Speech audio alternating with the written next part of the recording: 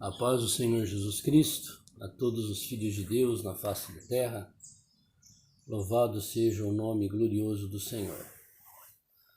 Aqui é o irmão Xavier do Projeto Vida, nós estamos lendo a Bíblia, a Palavra de Deus. Hoje nós vamos começar a ler o livro de Oséias, Oséias capítulo 1. Palavra do Senhor que foi dita a Oséias, filhos de Beeri, nos dias de Uzias, Jotão, Acás, Ezequias, reis de Judá, e nos dias de Jeroboão, filho de Joás, rei de Israel. Então aqui o rei Jeroboão era rei sobre as 10 tribos no reino do norte,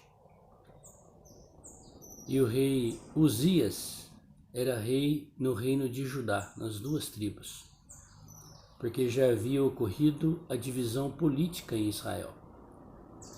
Mas Deus não havia dividido o povo espiritualmente. Todos deveriam ir a Jerusalém para adorar e fazer seus sacrifícios e ofertas ao Senhor.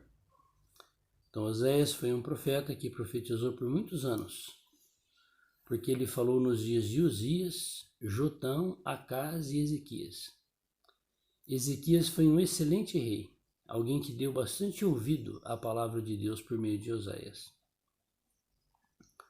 O princípio da palavra do Senhor por Oséias disse: Pois o Senhor a Oséias: Vai, toma uma mulher de prostituição e filhos de prostituição, porque a terra se prostituiu, desviando-se do Senhor. Lá nos 10 mandamentos o Senhor disse: Não adulterarás. Todo o Novo Testamento o Senhor adverte sobre fornicação, sobre prostituição, sobre sodomia. E aqui o Senhor veio falar para Oséias para ele tomar uma prostituta como sua esposa. Nós temos uma experiência bem parecida assim com Pedro. O Senhor disse para Pedro: não é para comer nenhuma comida imunda, nenhum animal considerado imundo no Velho Testamento. E depois, lá no Novo Testamento, o Senhor apareceu para Pedro quando ele estava orando. E o Senhor disse para ele: mata e come. E eram os animais imundos. E ele falou que ele não ia fazer. E não fez. Aí o Senhor falou para ele: não considere imundo aquilo que eu santifiquei. Aquilo representava todas as nações da face da terra, que os judeus consideravam imundos por não serem judeus. E o Senhor queria enviar Pedro para pregar o evangelho a todas as nações. Mas ele se recusou, dando atenção à sua tradição. Quando nós não entendemos uma situação como essa, Deus falando para ele tomar uma prostituta como esposa, nós devemos perguntar para Deus por quê, o que significa. Ele é Deus, ele sabe o que ele está fazendo. E foi-se e tomou a Gomer, filho de Diblaim, e ela concebeu e lhe deu um filho. E disse-lhe o Senhor: põe-lhe o nome de Jezreel, porque daqui a pouco visitarei o sangue de Jezreel sobre a casa de Jeú, e o farei cessar, e farei cessar o reino da casa de Israel.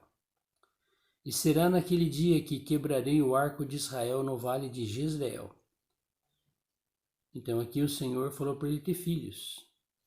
Muitas vezes, para a gente entender uma revelação de Deus, um propósito de Deus, ele nos faz passar por muitas adversidades. Com certeza Oséias passou por muita adversidade, se casando com uma prostituta e tendo filho com ela. Com certeza sua família não entendeu e deve ter falado muito com Oséias sobre essa situação. Seus amigos, a sociedade. Mas Oséias era alguém que conhecia Deus e ele obedecia o que Deus falou. E tornou ela a conceber e deu à luz uma filha. E ele disse: põe-lhe o nome de Lo-ruama, porque eu não me tornarei mais a compadecer da casa de Israel, mas tudo lhe tirarei. Então agora o nome do outro filho. O primeiro era julgamento, e o segundo é que Deus ia tirar tudo de Israel. Nós sabemos que tudo isso aconteceu. Tudo isso aconteceu no Reino do Norte e no Reino do Sul. Porque o povo de Israel é o povo de Deus. E o Senhor diz na sua palavra que ele disciplina todo aquele filho que ele recebe. Você já foi disciplinado por Deus? É melhor nós sermos disciplinados pelo nosso Pai. Ele sabe a medida da disciplina. Se nós darmos atenção à disciplina do Senhor, nós seremos poupados de muitos males, inclusive de ser destruídos. Mas Israel aqui não deu atenção, mesmo o Senhor usando essa situação na vida de Oséias. E eles foram destruídos. Mas da casa de Judá me compadecerei e o salvarei pelo Senhor, seu Deus, pois não o salvarei pelo arco, nem pela espada, nem pela guerra, nem pelos cavalos, nem pelos cavaleiros. Veja que as pessoas confiam no arco, no cavalo, no cavaleiro. As pessoas confiam no míssil, no avião, na bomba atômica, na metralhadora, no canhão, no navio, porta-aviões, no submarino nuclear. Mas nós confiamos no Senhor, Deus Jeová. O Senhor não faz diferença essas coisas. Essas coisas para o Senhor é nada. E depois de haver desmamado, a Lo-Ruama concebeu e deu à luz um filho. E ele disse, põe-lhe o nome de Lo-Ami, porque vós não sois meu povo, nem eu serei vosso Deus. Cada vez que Oséias chamava um dos seus filhos, Lo-Ami, cada vez que ele chamava Lo-Ruama, cada vez que ele chamava Gisrael, ele se lembrava de cada palavra que Deus havia dito para ele, de julgamento que traria para o povo.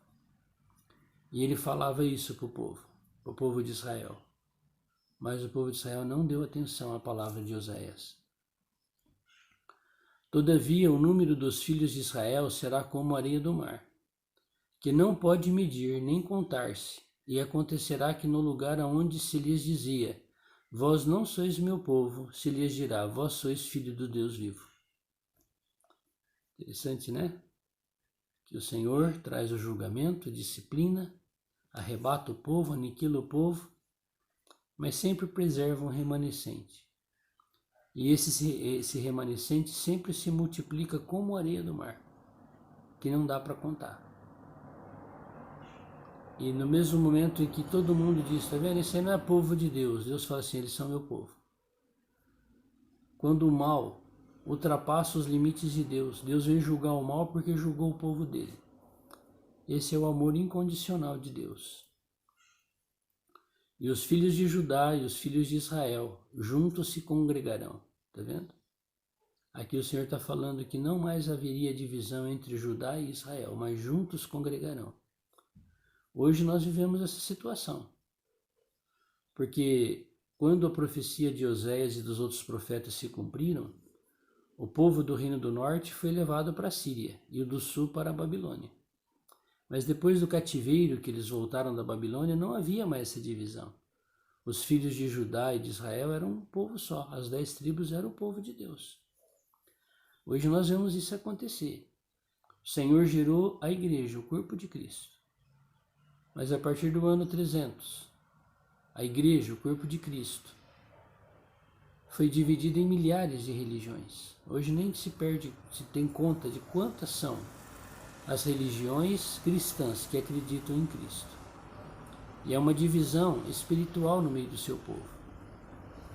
Mas na grande tribulação, Deus vai usar, igual usou aqui com Oséias, a disciplina, a correção, para juntar o seu povo. Os vencedores serão arrebatados antes da grande tribulação. Mas durante a grande tribulação, o povo de Deus não terá mais a divisão espiritual como é hoje. Eu sou de tal igreja, que na verdade são religiões. Todos serão um único povo, porque todos terão que fugir juntos. E todos morrerão juntos. Na grande tribulação. Mas quando findar, o Senhor virá com a sua igreja, não haverá mais a divisão espiritual. O Senhor entregará o governo dessa terra para Israel terreno. Ele será cabeça sobre as nações. Não haverá mais divisão em Israel. E os filhos de Judá e os filhos de Israel juntos se congregarão e constituirão sobre si uma única cabeça. Quem é a cabeça? Javé, Jeová, Deus o Senhor, Cristo o Salvador. e subirão da terra, porque grande será o dia de Jezreel. Dize a vossos irmãos, a mim e a vossas irmãs Ruama, contendei com vossa mãe, contendei, porque ela não é minha mulher, e eu não sou seu marido. E desviei ela as suas prostituições da sua face, e os seus adultérios de entre os seus peitos. Você vê que agora Oséias falou assim, agora que você é minha esposa, você não vai mais se adulterar nem prostituir.